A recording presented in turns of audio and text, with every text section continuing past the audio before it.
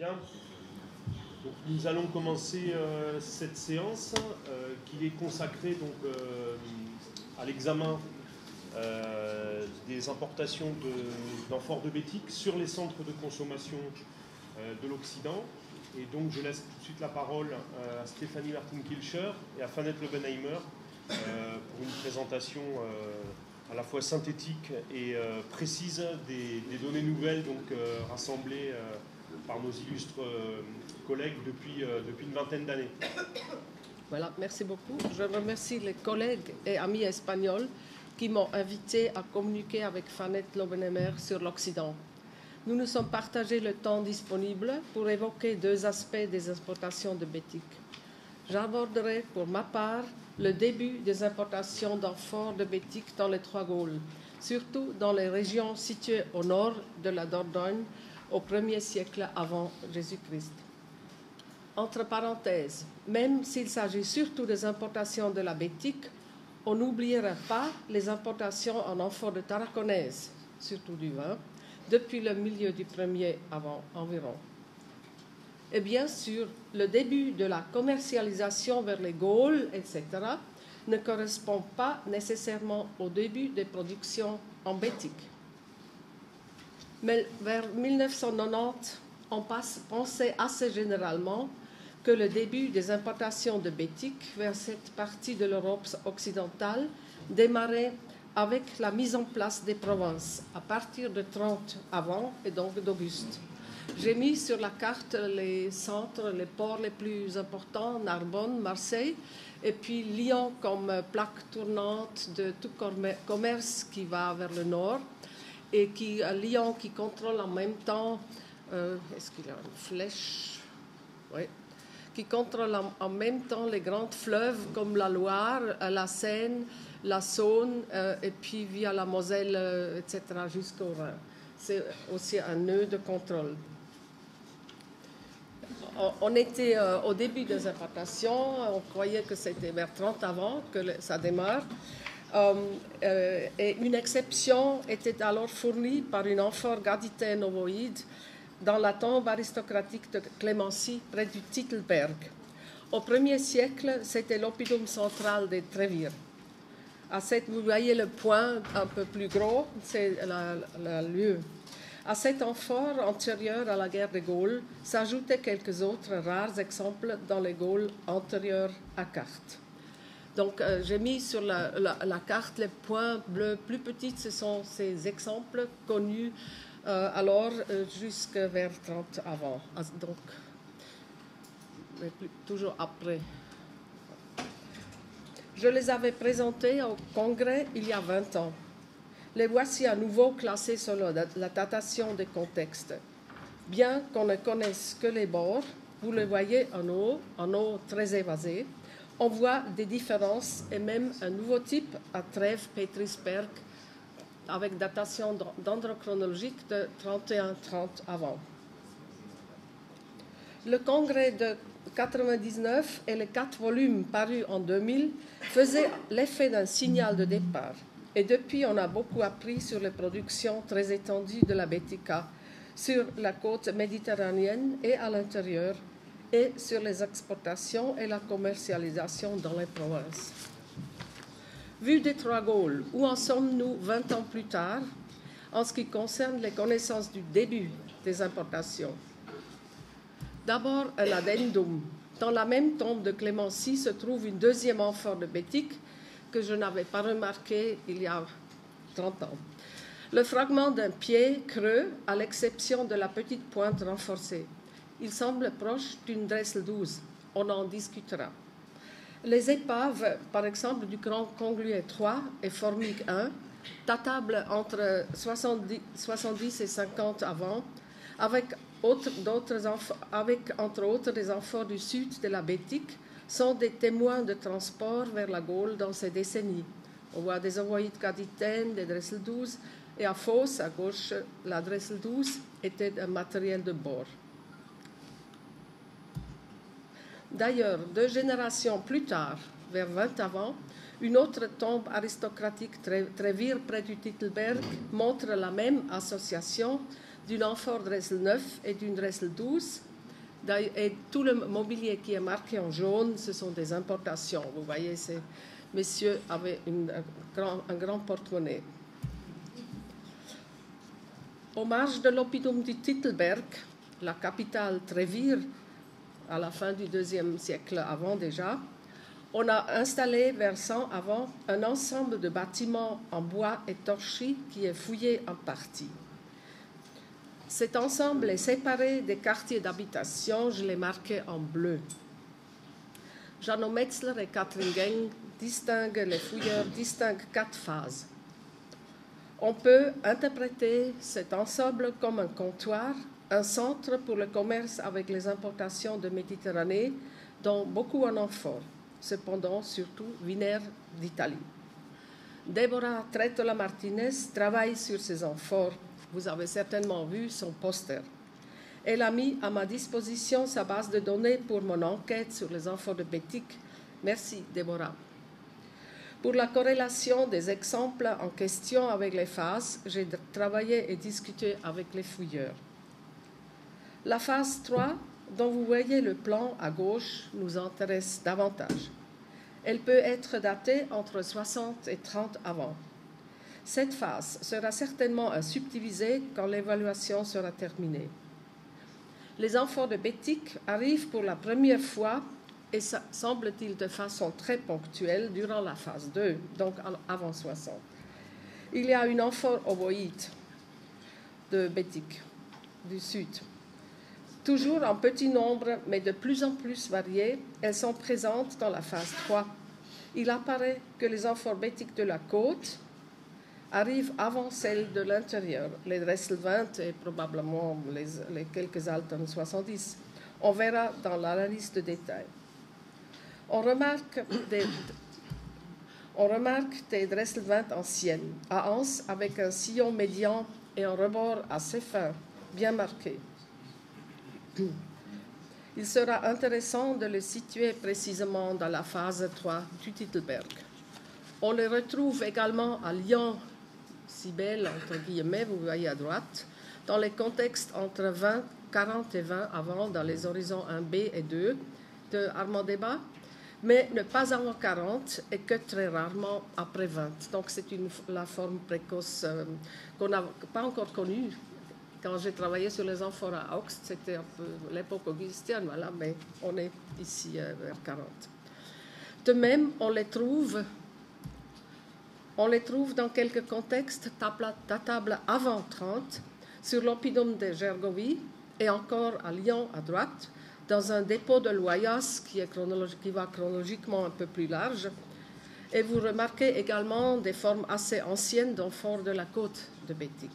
Pendant longtemps, le matériel riche du camp militaire de Dangstetten sur le Rhin, vous voyez le point bleu, sur le Rhin supérieur, a été considéré comme typique du début des importations de Bétic vers les provinces nord-occidentales. Le site, placé sur un passage important du Rhin, a été occupé par des troupes romaines, à mon avis, à plusieurs reprises entre environ 20 avant et 5. Du point de vue des amphores, on se rend compte que ce dernier quart du 1er siècle avant montre déjà une variété d'amphores venus de Bétic et aussi de Tarraconèse. Depuis la période augustienne moyenne, les amphores de la péninsule ibérique représentent déjà la majorité des denrées alimentaires transportées en amphores dans beaucoup de sites militaires et civils. C'est également le cas dans la ville coloniale d'Augst, par exemple. Le tableau rassemble les données dont j'ai parlé. Il n'est pas quantifié parce que les chiffres sont trop faibles. Il marque seulement la présence ou l'absence ou un point d'interrogation. On peut constater que les amphores, les Dressel 20, arrivent plus tard, vers 40. Pour le Titelberg, l'analyse de détail montrera si les Haltern 70 sont déjà présentes pendant la phase 3, on verra. Il faudrait aussi, à mon avis, réexaminer la Haltern 70 de la Madrague de Gien. Le pourcentage des amphores de Bétic reste faible. À Lyon, l'horizon 1.1, c'est moins de 6%, mais jusqu'à vers 30 avant Jésus-Christ. Il se dessine un faciès avec des ovoïdes Dressel 9 et rare Dressel 12, et un faciès avec un éventail plus large. Le pourcentage des amphores de bétique et partiellement de tarraconès, ce n'est pas toujours distingué dans les comptages qu'on a, montera vite. À Lyon, on compte 25% entre 40 et 20 avant. À Dankstetten, vers 20 à 5 avant, plus de 70%. À Augst, entre 10 avant et 10 après, 50%. La carte ne montre pas la diffusion des amphores de bétique entre environ 70 et 30 avant, mais l'état de mes connaissances et de la recherche. On pourrait la corréler aussi avec les principaux sites répertoriés dans le Bellum Gallicum de César pour chercher d'autres exemplaires. J'ai mis, vous voyez les points gris, ce sont les lieux importants dont parle César, et on peut bien voir qu'il y a ici, autour de la Loire, sud de la Loire, il y a certainement des points où on va aussi trouver des importations précoces de bétique. Apparemment, les lieux principaux en Gaule comportaient une clientèle voulant se procurer des vivres importés. Ce qui montre d'ailleurs le comptoir du Titelberg très clairement. D'une part, parce qu'il y a un matériel plus abondant, mais il reste à relativiser que ces sites ont la chance d'être mieux perceptibles que d'autres. D'une part, parce qu'il y a un matériel plus abondant, et d'autre part, parce qu'on travaille davantage sur le matériel archéologique et qu'on reconnaît le tesson. Pour conclure, les importations d'amphores en provenance du sud de la Bétique atteignent les trois Gaules avant la guerre des Gaules. La tombe de Clémency, vers 70-60 avant, montre que l'aristocratie celtique y voulait participer. Dans De Bello Gallico, César mentionne des comptoirs de commerçants italiques et peut-être d'autres dans plusieurs villes. Un endroit est connu archéologiquement au Titelberg chez les Trevir. Et hier, on a vu en Hispania Ulterior le site de Monte dos Castellinos avec ses importations variées. On se demande sa fonction. Sans aucun doute, diverses marchandises ont été livrées au camp d'hiver, au camp des troupes césariennes. Une comparaison avec des couches bien stratifiées de Narbonne, je pense à la médiathèque que Corinne Sanchez a publiée en 2009, montre que les premières importations en provenance de la Bétique y ont lieu vers 70-60 avant. Les épaves donnent une image similaire. Il ne semble donc pas que les trois Gaules soient à la traîne derrière la Narbonnaise, seulement pour les quantités bien sûr. Cependant, la clientèle et donc le marché étaient encore limités jusqu'à la consolidation de la domination romaine en Gaule. À partir de la génération 40-20 avant, on constate un essor rapide du commerce des produits de Bétique. Les produits, notamment ceux à base de poisson et de sel, l'huile d'olive, les olives de fructum, se sont vite répandus dans les centres provinciaux et ils étaient de plus en plus achetés pour l'approvisionnement des troupes. Et à tout cela correspond bien sûr une production massive de ces biens dans la Bétique. Jusqu'au milieu du 1er siècle après, ils se sont intégrés dans la vie quotidienne, au moins au sein de la population provinciale romaine urbaine dans les trois Gaules. Je vous remercie. Bonjour à tous. Merci à tous les organisateurs pour leur gentille invitation à Séville, qui est très émouvante 20 ans après, certes. Je voudrais parler non pas de l'ensemble des importations de Bétique en Gaule, le chapitre serait beaucoup trop important, mais plus précisément des amphores dresselvins et de leur circulation. La Gaule tient une position remarquable entre la Bétique et l'un des marchés majeurs de son huile, celui des armées cantonnées sur le limès germanique. Deux voies d'acheminement principales ont été proposées. Alors là, ça marche. Ont été proposées, l'une la plus ancienne par l'axe Rhône-Rhin et l'autre plus récente par la côte atlantique. Que nous disent à ce propos les études menées ces 25 dernières années, ou ces 20 dernières années plutôt? Et je parlerai d'abord des aléas de la voie rhodanienne. Rappelons qu'il y a 20 ans déjà, lors du congrès de notre premier congrès, Édouard Garrotessayo analysait 1100 timbres sur Dresselvin de la province de Narbonnaise. Les 2 points d'importation majeurs en Gaule sont les ports de Narbonne et d'Arles. Narbonne irrigue l'ouest de la Gaule par la vallée de l'Aude, qui est pourtant peu navigable, et par celle de la Garonne vers Bordeaux et au-delà. Arles draine l'huile de Bétique vers le nord et le Limès. La voie atlantique directe, depuis la Bétique vers la Britannia et le Limès germanique, est aussi retenue, comme l'a proposé César Carreras-Montfort en 2000. 665 des 1100 timbres trouvés en Narbonnaise, je reviens à Édouard Garrotté, sont datés avec précision, ce qui nous permet d'avoir un histogramme qui montre que, d'après eux, les importations les plus abondantes se font au 1er siècle, c'est la colonne de gauche, très haute. Elles se réduisent au 2e siècle et se raréfient, voire disparaître au 3e siècle. Pourtant, au 3e siècle, la Germania et la Britannia sont encore fort bien alimentées en huile de Bétique, et l'auteur conclut que les importations par la Narbonnaise sont interrompues au 3e siècle. En 2011, Garrotessayo et Marimon Ribas reviennent sur le sujet avec un article intitulé « Nouvelles données sur l'huile de Bétique en Narbonnaise ». 356 timbres de Narbonnaise, Arles et Fos-sur-Mer sont étudiés, dont 297 sont datés avec précision. Résultat, 57% appartiennent au 1er siècle jusqu'au règne de Trajan, 21%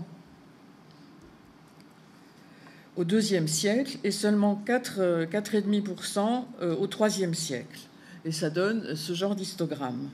Les auteurs constatent que l'exportation de l'huile de Bétique au 3e siècle se poursuit vers le Limès germanique et la Britannia par d'autres voies que celle du Midi de la Gaule, qui étaient quasiment interrompues.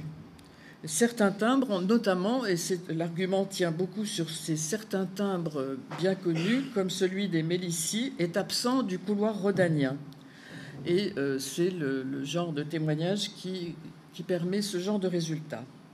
En 2014, Fabrice Bigot et Guillaume Duperron, ainsi que Luc Long, présentent 68 nouveaux timbres sur Dresselvin, découverts dans plusieurs dépotoirs des 2e et 3e siècles de notre ère à Arles. Et ça tombe très bien, parce que jusque-là, les timbres datés du 2e siècle étaient fort rares dans les découvertes. La majorité des timbres est ici datée du 2e siècle, 37%. Il apparaît que certains timbres, comme QIAFS du milieu du 2e siècle, se distribuent assez bien par la voie rhodanienne, de même que QFC dans la 2e moitié du 2e siècle. Et en outre, à ce moment-là, la domination de l'huile africaine apparaît dans les dépotoirs portuaires d'Arles dès la 1re moitié du 3e siècle, ce qui confirme que le port était toujours bien vivant. Fin 2014, Guillaume Duperron soutient une thèse à l'université Paul Valéry de Montpellier III, intitulée « Arles et Lyon, ports fluviaux de l'Empire romain ». Le commerce sur l'axe rhodanien du 1er siècle avant Jésus-Christ au 7e siècle après Jésus-Christ. Il confirme l'activité du port d'Arles aux 3 premiers siècles de notre ère, et notamment l'importation de l'huile de Bétique. Pour Lyon, la situation est moins claire pour le 2e siècle, faute de contexte, et pour le début du 3e siècle également. L'huile de Bétique, donc, est bien présente et constitue environ 90% des amphores à huile. Si l'on regarde les amphores timbrés d'Arles et de Lyon, issus des fouilles récentes, il apparaît que le 2e siècle est très bien représenté et mieux que le 1er siècle. À titre d'exemple, regardons la carte de répartition du timbre GIALB qui est diffusée entre 70 et 165 de notre ère. Elle montre bien que l'axe rhodanien est utilisé. Pour le timbre LQS qui appartient au 2e siècle, même topo, la carte est aussi éloquente sur l'activité de la région rhodanienne. Et ça, c'est pour le 2e siècle. Et je prends un 3e exemple qui est le timbre c'est Iselli de la fin du second et du début du troisième et qui montre les importations de l'huile de bétique qui continuent encore en passant par la vallée du Rhône. Et on pourrait ajouter à cette carte aujourd'hui 2 autres points, à Besançon et à Mandeure. Élargissons le champ jusqu'à la Franche-Comté et regardons ce qui se passe à Besançon, capitale des Séquanes et plaque tournante du commerce de l'axe rhodanien et du limès germanique. À la première étude sur les amphores du parking de la mairie qui remonte en 1992, s'ajoute aujourd'hui une synthèse sur la région qui est en cours de publication. Dans cette première fouille du parking de la mairie, on a remarqué que les amphores dresselvin étaient très nombreuses jusqu'à la fin du Haut-Empire. Voici la carte de distribution globale des amphores dresselvin en Franche-Comté et on voit qu'elles sont très nombreuses à Besançon et qu'elles se diffusent absolument partout. Et si l'on prend maintenant en compte le corpus des timbres datés, ceux qui sont datés du 1er siècle et du début du 2e siècle, on voit aussi une majorité à Besançon et à Mandeure et une bonne répartition dans le reste du pays. Et si l'on prend le tableau du 2e siècle, même chose, on voit encore une bonne distribution des timbres dans toute la région. Et au 3e siècle, les amphores sont plus rares, mais elles sont encore bien présentes. Revenons sur quelques timbres qui, par leur absence dans le couloir rhodanien à l'époque, avaient permis en 2011 à Garotté et à Marimon Ribas de conclure à l'abandon de la voie rhodanienne à partir du 2e et 3e siècle et au succès de la voie atlantique.